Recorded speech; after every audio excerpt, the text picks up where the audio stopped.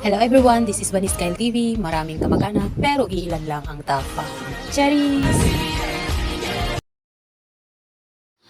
Intayon man kakabsat, agpapigsa tayo para ti sarili tayo, han nga para iti taong agdudduda kanya tayo. Yeah! Totoo nga mga mima, nasabi nila, magpalakas ka hindi para sa mga taong nagdududa sa'yo. Magpalakas ka para sa mga taong naniniwala sa'yo. Huwag mong pahalagahan ang mga paninira ng iba. Ang panghawakan mo ay ang tiwala at pag-asa ng mga taong mahalaga sa'yo. Kahit gaano man kahirap ang hamon ng mundo, basta ginawa mo ang tama at para sa tamang tao, sigurado kakayanin mo.